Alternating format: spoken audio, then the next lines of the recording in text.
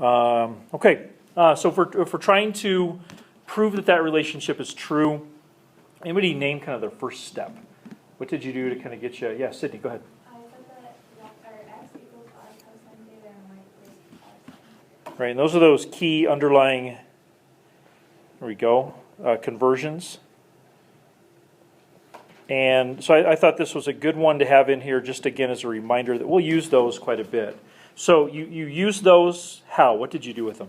I put them in for x and y into the x squared minus y squared. Sure. That makes sense? So she's taking this equation right here, or the one up there, and she's replacing the x with this, and then replacing the y with that. And we're allowed to do that, aren't we? Because they equal each other. Well, let's think bigger here. Why do that? Aren't we trying to convert things from x's and y's over to r's and sines and cosines and thetas? So that's why that idea of conversion would be the way we'd want to go. So I like that. So Sydney's idea would look like this: r cosine of theta squared plus r sine of theta. Oh, it's minus. Thank you. Yep, minus. Squared and minus squared equals 1. And then from there, it's can we connect the dots with algebra, right?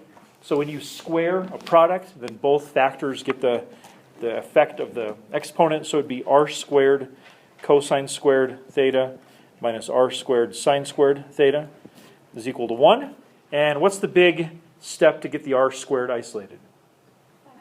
Factor it out. Yep. So r squared times cosine squared theta minus sine squared theta is equal to 1. And our final step would just be to divide and get to the form they wanted us to get to. So it would be r squared is equal to 1 over cosine squared theta minus sine squared theta. And you guys ever use this in geometry? QED? I'm done. Right? I proved it. It's Latin. You don't have to put that. If you use it in geometry, I thought I would. It means I demonstrated it, essentially. Qued, or I can't remember. The Q stands for some word. It's an acronym for I demonstrated it. Okay. Good? You guys all seem fairly comfortable with that? I don't see any panic. Okay, maybe you've moved on to B. If you haven't already, let's go ahead and move on to B. It says, use the polar equation given in part A, part A, to set up an integral expression with respect to the polar angle theta that represents the area of S. Let me fix that. You can see I've kind of recycled a little AP question here. So use the polar equation that we just figured out to set up the integral expression for area of S. This will be a little more directly kind of like what we did yesterday. Setting up an expression for area. Again, give it a try. I have every confidence you can do it. If you have any questions, let me know. I felt like setting this up, as long as you get the formula straight, a lot of this is pretty straightforward, but I felt like there's one thing that creates some challenge, right? Yeah? Can anybody name what that challenge was for you? I can name what it was for me. The limits of integration, right? So as long as you start off with the formula, you say area is equal to 1/2 integral from alpha to beta, and then it's just r squared d theta. And the cool thing is we already have r squared, right? That's what we found in the other part. So really you could just put 1 over cosine squared theta minus sine squared theta d theta, because you already know r squared. So that's it, other than the limits of integration. I felt like that was fairly straightforward, just like formula, plug, done, except for the limits. So, now you think about the limits, and isn't one of the two limits relatively straightforward? What's one of the two limits? Yeah, the lower one is 0 because that region S starts off when we're pointing straight right, and then we are going to be accumulating area as we rotate that radial line through the region S. So, we could say, starting to form our final answer, we could say area equals 1/2 integral from 0 to something. And Will, what were you thinking? Doesn't the whole integrand need to be squared? It already is. R squared. Oh. So you could square root that, just re-square it. But you're right, it does need to be squared, but since we already had R squared, we could just put that. Yeah, so anybody think of a way to come up with that angle? Oh, did I mess something up? No, you have that. Answer your question. Oh, you just had that look on your face of Mr. Anderson, you just left something off the page. What do you think? What would you do to find your I theta? saw Your x beta. equals 5 times y in terms of polar, and I got r cosine of theta equals 5/3 r sine of theta, and then I got cotangent of theta equals 5/3, and I solved for theta, and I got 0.97. I like it. I like it. That's not exactly the way that I would have done it, but I don't think my way is any better. Did you guys hear what she said? She did a conversion. So check this out. I'll show you. I'll put it up on the screen. She started off with that line up there, right? And let's stop right there for a second. Why would you use that line to help you find your angle? Because that's going to be the end. Right, that's where the region stops. That's a boundary for the region. We're gonna rotate through to that spot right there, and that's where we'll stop. So that makes sense. So what I just heard Hayden say is let's replace the x with r cosine of theta. I'm writing there in the upper right there. And let's replace the y, it's 5/3, right? Yeah, with r sine theta. And then you divided both sides by r sine theta, I assume? Yeah. Okay, so dividing both sides by r sine theta, the r's would cancel. You'd get cosine of theta over sine of theta is equal to 5/3. And you said cotangent. So cotangent of theta equals 5/3. Theta equals the inverse cotangent of 5/3. And now calculator time, it's a calculator active question. You said it was like 0.9 something? I like it. That is definitely not the way that I thought of. I've actually never heard that way, but I think that's a pretty nice way. You did that way too? Nice. Okay. So I'll put 0.971. Is that what you said? 0.97? 3/5, because you have the x equals, oh, I read it wrong. I did it inverse tangent though. Yeah, you could have flipped both sides and done inverse tangent. Yeah, for sure. So 0.971 though? 0.971? We got the 0.54. 0.54. But I'm in radians and I did tangent. We're in range 0.54 too. Uh-oh. Well, your idea was great. I don't know, maybe your execution was off a little bit. Will you double check? Did you put it one over? Yeah, yeah, I put an x and I did 1 over. I got 0.54. Uh-oh. Let's see here. So we're going to go 1 over.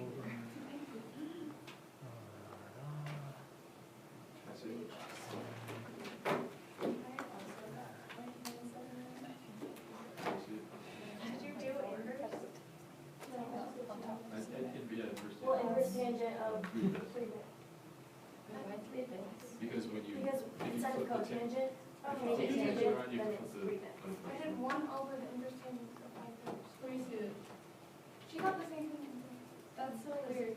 Yeah, if you do tangent, then you get a different answer if you flip it. Okay, hang on. So let me do this. That is so weird. Yeah, I think calculator would just be easier to do tangent of theta Agreed. equals 3 bits. Yeah, that's what I did. So, yeah, so I'm getting the 0.54. I was able to get mine to do the 0.971. Let's think this through here. So what I did to get the 0.971 is I did like 1 over inverse tangent of 5/3. And I don't think that that's going to get it done for us. So let's think about why that is. Oops. So yeah, I don't think 1 over inverse tangent comes out to be inverse cotangent. So it comes down to an order of operations issue. I think I'm agreeing with the idea that it's easier just to think of it in terms of tangent, simply because we have a button for tangent. So what would happen is if you do 1 over inverse tangent of 5/3, you do the inverse tangent of 5/3. Remember we talked about this the other day. The input for inverse tangent is a ratio, and what's the output? An angle. So if you just do 1 over the angle, that's not going to give you inverse cotangent. So I'm just looking at the buttons here, I don't see a way around just using tangent. So I think we go with that 0.540 roughly. right? Yeah, 0.5404 number. Just, I don't know, just, I feel like sharing. Can I show you the way that I was thinking about doing this? I don't think it's any better. I just think it's different. I'll use the space up above there. My thought was that if x equals 5/3 y, that we could say y equals 3/5 x. Right? So the slope of that line, in our classic sense of slope, is 3/5, right? So then my thought was, why not use the little formula that we talked about as far as converting dy dx to theta, right? Tangent of theta equals dy dx. So I would have said, and like I said, I don't think my way's any better. I'd say tangent of theta is equal to 3/5. And I just go inverse tangent of both sides. And then we're to the same spot we were just 2 seconds ago, where we're using the calculator. Inverse tangent of 3/5. Apparently it's 0.54, whatever. 0.554 does make sense from a graphical standpoint. But either way, I like it. I guess my way is one step shorter, but it does not make it any better. It's got to work in your brain. And if it works in your brain and it's logical, then that's the best way for you, I would say. Right? Tess, go ahead. There's a few question, but why can't you just set x equals 5/3 y equals root So you just said it real fast at the end. You said, why can't you set x equals 5/3 y? equal to the other equation? Root 1 plus y squared. To find that intersection. So that would give you an intersection point, but it would be an x comma y intersection point. And your limits of integration have to be in angles. Because right, you're not integrating like from left to right or bottom to top. You're integrating from this angle rotated to this angle. Okay.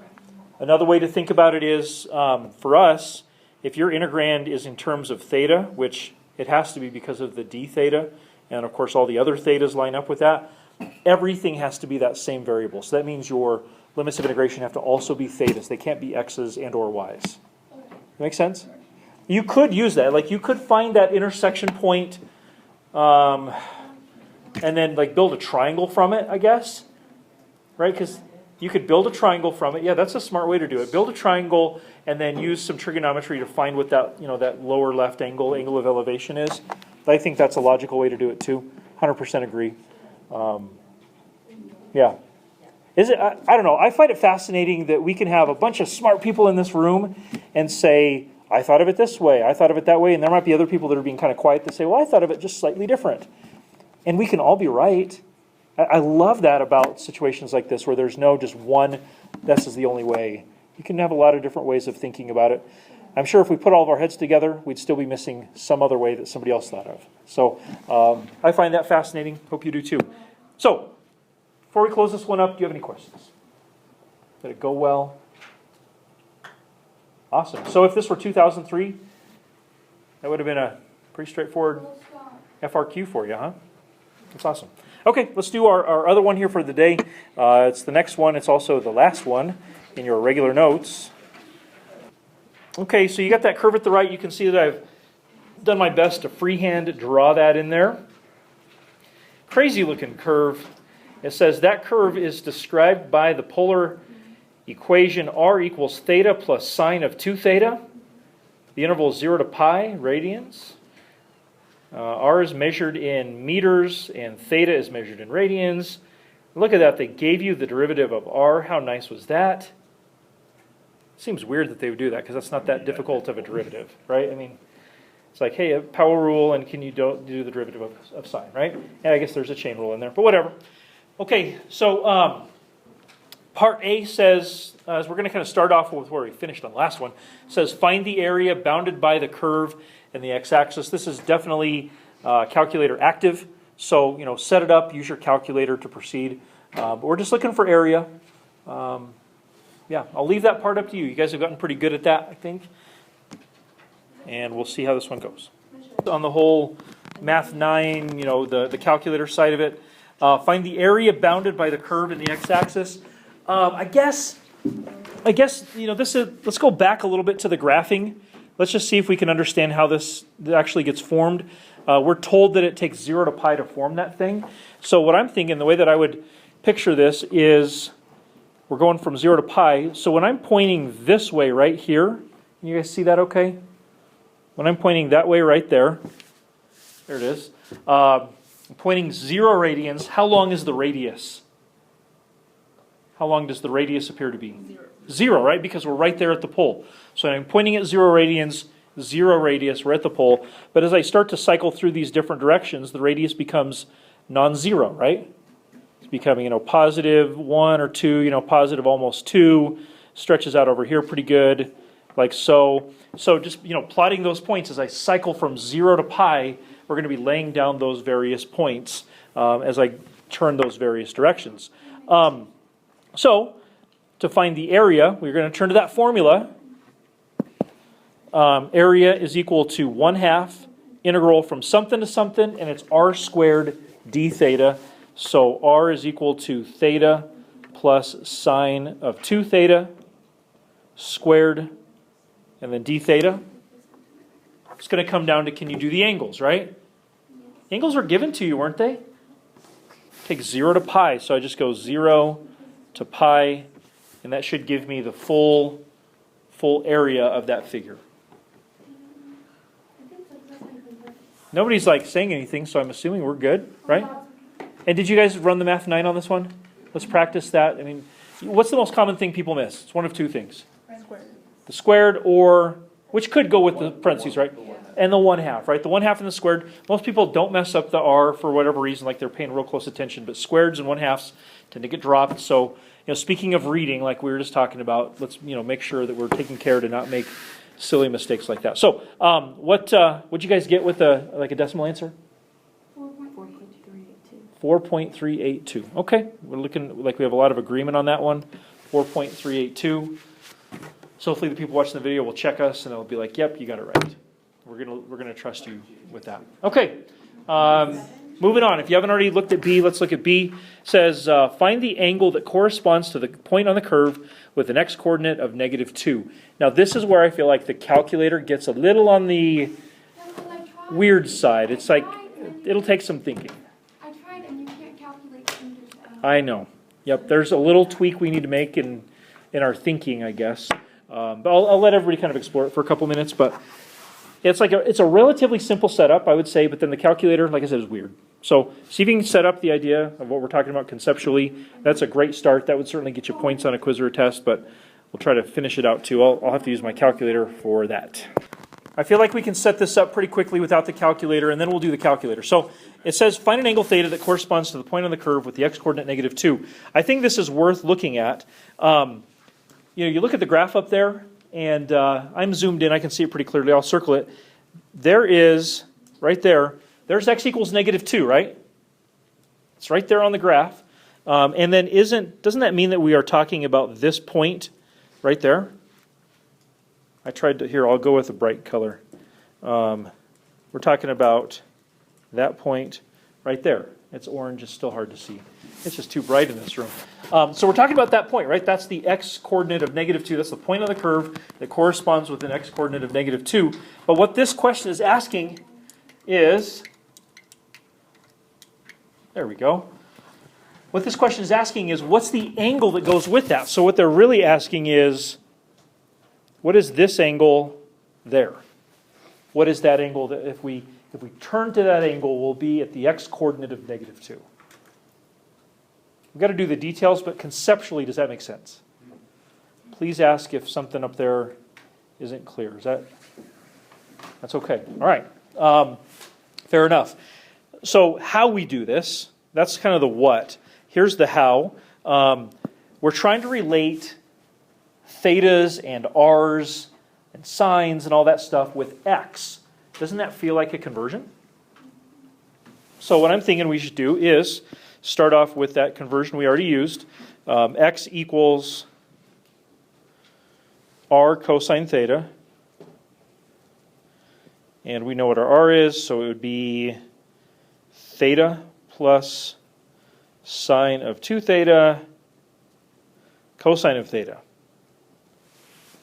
Fair enough? And what do we want that to equal? -2. Yeah, we want to know the angle such that the x-coordinate is -2. So I think that's a wonderful equation, and that's about where I would stop with writing until I get to the answer, because we really got to turn to the calculator realistically to get this. It's not going to be I don't know. Well, you know what really messes it up is this theta on the left, right? Otherwise, there might be some trig identity we could do, but having that theta plus really messes up any realistic chance of us being like, oh, I'll just do some double angle identity and we're good. I don't think that's going to play out very well. So let me turn to the calculator screen real quick.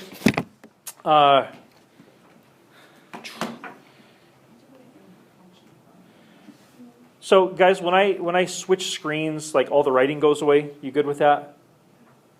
Okay, I'll just remember what it is. So if I go to here, yeah, it doesn't show up. Okay, so there it is. So here's what you got to do. Here's the trick. All of this is in polar, right? You look at it and you're like r equals theta plus, is it cosine? Cosine of 2 theta. Sine of 2 theta, and then times the cosine theta. Okay, yeah. You look at that and you're like, hey, it's all in polar form. But I want to remind you of something. I'll put this up on the board. We wrote this. Let's see here. Theta plus sine of 2 theta cosine of theta equals -2. And we're tempted to say, hey, this is in polar form, and so we need to use polar mode to find this, right? Wrong. That's actually not in polar, is it? X equals. That's rectangular. And so when it comes time to solving this equation, we want to be in rectangular mode. So this would be like the old thing that you learned back in like Algebra 1 or Algebra 2, where you go to rectangular mode and you just find the intersection point. So honestly, here's what you do. I don't know what mode I'm in. So I'm in function mode already. You'd go to function mode and say y equals, and it's not going to show up as thetas here, it's going to show up as x's, but that's okay. So it'd be x plus sine of 2x cosine of x. And I suppose I'll do it the intersection method. The other equation, the other function would be -2. And we're simply going to find where those two intersect. And then we'll look at our graph and see if that all makes sense. So I'm going to go zoom 6. Hopefully zoom 6 works out for us. There's a lot of intersection points. Maybe I should not have done zoom 6. Well, 0 to pi for the window would probably be a wiser choice. I think I just saw it right there. Did you see it? Just short of 3. So I'll clear it up with my window. I'll say 0. Yeah, you got to put in function or like rectangular mode to do it. So we'll regraph it there. So there's -2, and there's the blue curvy graph. They're going to intersect, I think, just almost at the very end of our screen. Come on. There we go. And you just find the intersection point. So second calc, 5. Boom, boom. Probably that'll work. Yeah, 2.786. That's y equals -2. Yeah, okay. I knew somebody was going to say that. So we could have done this a little different way, right? We could have taken the -2 over and used the 0 finder. Still wouldn't make much difference. All we're really doing is we're solving the equation. We're wanting to know where the thing on the left equals the thing on the right. So remember that x, like we've kind of transposed our variables a little bit. Up there it was theta. In here it showed up as an x, right? Oh, because that was the input. Yeah. So like that's where it gets a little mixed up because the inputs and the outputs go from being thetas and x's to being x's and y's. Okay. But it's still the same relationship. Yeah. Okay. Was there or was that the question or thought or something? No? Okay. All right, so let's see if graphically this makes sense. All right, so 2.786 approximately. Let's bring this back. There we go. So we saw the equation from earlier. I'm going to say theta equals 2.786. Let's go back to the picture. I'm trying to figure out something that shows up best. Let's go with red. Okay, so -2 is right there. That's the point we're talking about. We are trying to find this angle, theta, right there, going from 0 over to wherever. So does theta equals 2.786, like graphically speaking, does that really make sense or not? Well, I don't know because I don't know. Well, okay, let's, Wasn't it just radians, isn't it? it's in radians. So if I went all the way over to here, what is that angle? 3.14159. And so 2.786 stopping just a little short of that. That's obviously somewhat of an inexact science there, but at least it's within the realm of realistic possibilities.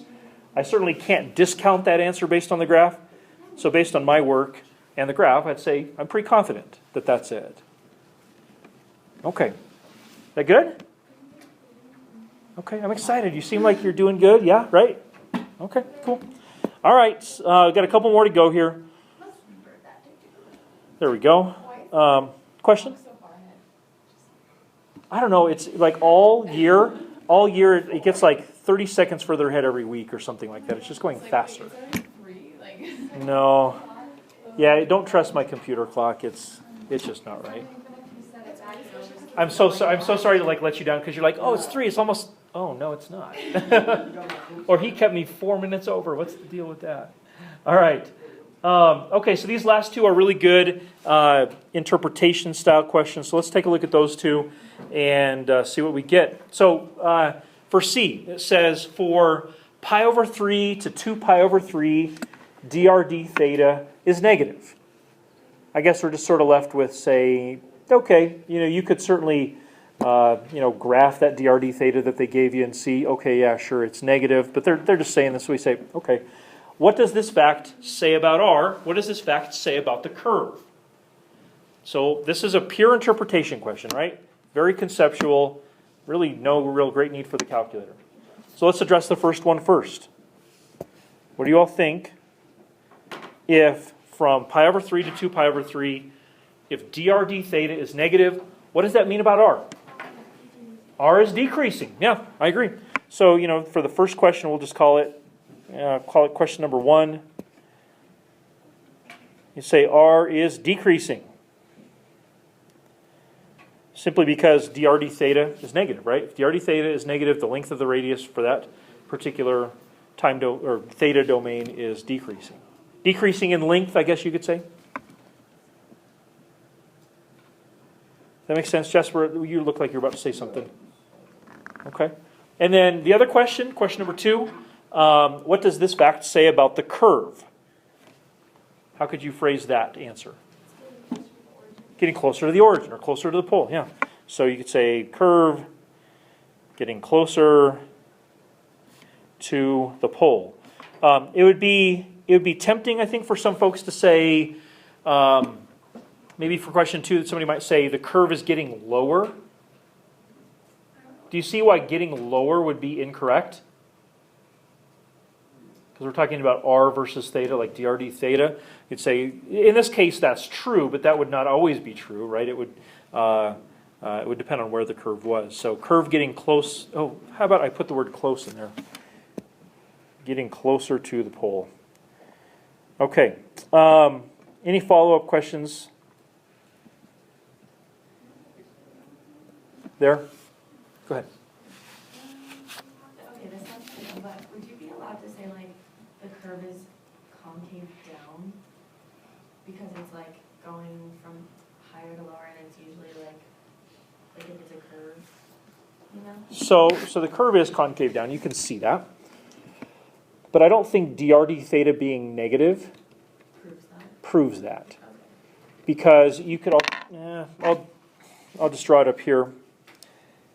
You could have, let's see here, you could have this. So there's a concave up graph. So like, let's say the graph did something like this. So like from here to here is concave up, but it is still getting closer to the pole. And still drd theta being negative means that R is decreasing, curve is still getting closer to the pole, but it's concave up instead of concave down. Okay. So I don't think you could say that for sure just based on what they have. Okay. Yeah, good question. What else? Anything else? Okay, so last one up here says Find the value of theta from 0 to pi over 2 that corresponds to the point of the curve in the first quadrant. Hopefully 0 to pi over 2 makes sense. That'd be first quadrant. With the greatest distance from the origin. So greatest distance. What does that sound like to you? Say again? A max. Yep. Okay, so what are your candidates for maximums? Critical numbers and And if you don't have endpoints, then it's only critical numbers. But we do have endpoints, don't we? So you got to consider any critical numbers you might have as well as endpoints. How would we find critical numbers? So what equal? The derivative. And they gave you the derivative, didn't they? So we would say 1 plus 2 cosine of 2 theta equal to 0. Does that make sense? Okay. I think we can actually do this without a calculator. Of course, you're welcome to use a calculator. I'm going to just be old school and try it without. I got negative 1/2 over there. Inverse cosine of negative 1/2. Let's see here. So let's see here. It'd be pi over 3s. So I'm going to go with 2 pi over 3 and 4 pi over 3, but only, well, interesting. yeah, wait, what? Did I write down the right derivative?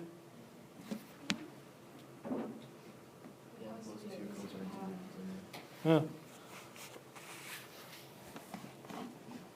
You guys are all looking at me. I'm looking at you. What are you thinking? In the calculator. And did you come up with something between 0 and pi over 2? No. You can't, but it just says Well, but that theta. equals 2 theta. Yeah. So you Right. divide by two. Yeah. Right? I got 1.0. Okay.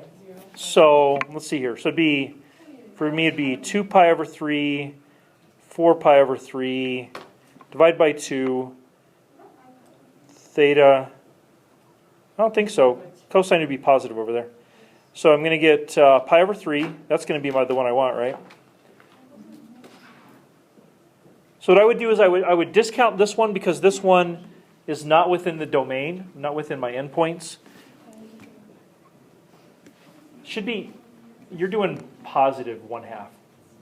For 2 pi over 3? So 2 pi over 3 and 4 pi over 3 is where cosine is negative 1/2. Yeah. I think you said something about 5 pi over 3. I had 2 pi over 3 and 5 pi over 3. Should be 2 pi and 4 pi. Yeah. So the bottom line is we do some trig, we get that critical number. How do we then analyze our candidates? We got 2 endpoints and the 1 critical number. What do we typically do? Chart, a table, yeah. So we're going to just about run out of time here, but I would say theta is 0, pi over 3, and pi over 2. And then r, we know what our r equation is from up above. R is equal to theta plus sine of 2 theta. And that theta is going to mess everything up as far as doing this nice and neat without a calculator. I think you got to use the calculator. You plug each of those 3 points in there, and we want to know the max. So you just pick the highest r, and that would be the furthest distance from the origin. It's a really nice problem to recycle old concepts. We're obviously just about out of time here, so I'm not going to go much beyond that. I'm assuming you can go input-output with those candidates. So if we need to, we can revisit this a little bit when I see you next week. But for the moment, be ready for your loop quiz on Friday. Let me know if you want to come in and chat about any of that stuff leading up to the loop quiz. Maybe tomorrow or something. So have a great rest of your day. Nice work. I don't think Say it one more time. There you go. Hope you're doing okay, Jared. See ya.